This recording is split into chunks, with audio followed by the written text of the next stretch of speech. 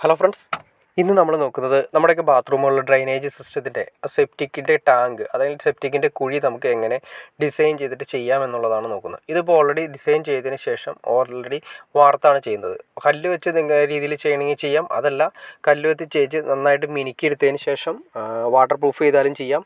ഇനി അതല്ല നമുക്ക് കുറച്ചുകൂടി നല്ല രീതിയിൽ ചെയ്യണമെന്ന് ആഗ്രഹം ഉണ്ടെങ്കിൽ നമുക്ക് പൈസയും കാര്യങ്ങളൊക്കെ അത്യാവശ്യം ഉണ്ടെങ്കിൽ തന്നെ നമുക്ക് ഇതുപോലെ തന്നെ വാർക്കത്ത് ചെയ്ത് നമുക്ക് എടുക്കാൻ പറ്റും. ഇതിപ്പോൾ ഓൾറെഡി ചെയ്തിരിക്കുന്നത് വെച്ചിട്ടുണ്ടെങ്കിൽ നമ്മൾ അതിൻ്റെ വാർക്ക് സിസ്റ്റം വാർക്കുന്നതിന് വേണ്ടിയിട്ടുള്ള മെറ്റലിൻ്റെ ഷീറ്റുകളും കാര്യങ്ങളെല്ലാം കറക്റ്റ് ചെയ്ത് വെച്ചിരിക്കുന്നു. 1 മീറ്റർ ഗ്യാപ്പ് ഇട്ടിട്ട് 3 കോളങ്ങളിലാണ് തിരിച്ചിരിക്കുന്നത്. ആദ്യത്തെ 2 കോളങ്ങളിൽ ലിങ്ക്ഡ് ആയിരിക്കും.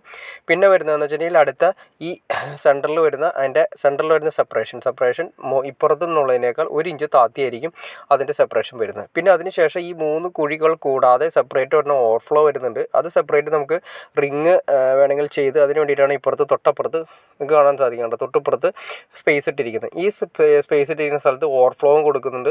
നമ്മുടെ കുളിക്കുന്ന വെള്ളത്തിൻ്റെ, അതായത് ബാത്റൂമിൻ്റെ വരുന്ന കുളിക്കുന്ന വെള്ളത്തിൻ്റെ വേണമെങ്കിൽ സെപ്പറേറ്റ് ടാങ്ക് കൂടി കൊടുക്കുന്ന രീതിയിലാണ് വലിയൊരു കുഴിയാണ് എടുത്തിരിക്കുന്നത്.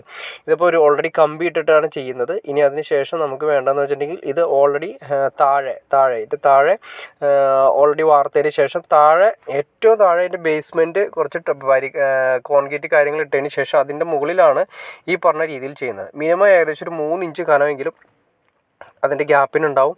അതിന് സെൻറ്ററിലേക്ക് കമ്പികൾ കെട്ടിയതിന് ശേഷമാണ് ചെയ്തിരിക്കുന്നത്. അതിനുശേഷം അത് വാർത്തതിന് ശേഷം ഇന്നിപ്പോൾ വാർക്കുകയാണെങ്കിൽ പിറ്റേ ദിവസം അത് പൊളിക്കും.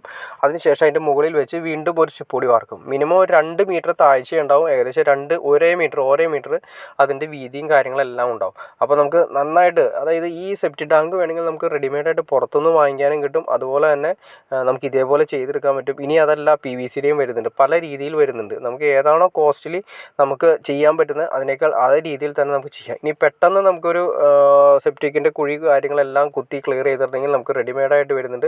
റെഡിമെയ്ഡ് ആയാലും പ്രശ്നങ്ങളൊന്നും തന്നെ ഇല്ല. ഇത്ര വർഷം അവർ ഗ്യാരണ്ടി കാര്യങ്ങളൊക്കെ കൊടുക്കുന്നുണ്ട്. ഇത് സിസ്റ്റം എന്ന് വെച്ചിട്ടുണ്ടെങ്കിൽ ഇതിൻ്റെ ഡ്രൈനേജ് സിസ്റ്റത്തിന് ഞാൻ നേരത്തെ പറഞ്ഞാൽ 3 കുഴികൾ, ഈ 3 കുഴിയിൽ നിന്നും ഒരു ഓവർഫ്ലോ കൂടി വരുന്നുണ്ട്. ആ ഓവർഫ്ലോ നമ്മളിവിടെ ഇപ്പുറത്ത് കൊടുക്കുന്നു. അതിനുശേഷം അപ്പുറത്ത് വരുന്ന 2 ഗ്യാപ്പുകളിൽ നമുക്ക് വേണമെങ്കിൽ കുളിക്കുന്ന വെള്ളത്തിൻ്റെ ഒരു റിങ് ഇട്ട് കൊടുക്കാം. അതിന് തൊട്ടപ്പുറത്ത് വേണമെങ്കിൽ സിങ്ക്, അതായത് കിച്ചണിൻ്റെ സിങ്ക് കൂടി നമുക്ക് ഉൾക്കൊള്ളിക്കുകയാണെങ്കിൽ നമ്മുടെ എല്ലാം ഡ്രൈനേജ് സിസ്റ്റം എല്ലാം ഒരു ഏരിയയിൽ കേന്ദ്രീകരിച്ചിരിക്കും. അപ്പോൾ നമുക്ക് ഭാവിയിൽ മെയിൻ്റനൻസും കാര്യങ്ങളൊക്കെ വളരെ സിമ്പിളായിട്ട് കൈകാര്യം ചെയ്യാൻ സാധിക്കും. ഓക്കെ ഫ്രണ്ട്സ്, നിങ്ങൾക്ക് ഈ വീഡിയോ ഉപകാരപ്പെട്ടെങ്കിൽ തീർച്ചയായിട്ടും ലൈക്ക് ചെയ്യാൻ മടിക്കരുത്, ഷെയർ ചെയ്യാൻ മടിക്കരുത്, സബ്സ്ക്രൈബ് ചെയ്യാൻ മടിക്കരുത്. ഓക്കെ ഫ്രണ്ട്സ്, അടുത്ത വീഡിയോയിൽ കാണുന്നവരെ ഓക്കെ.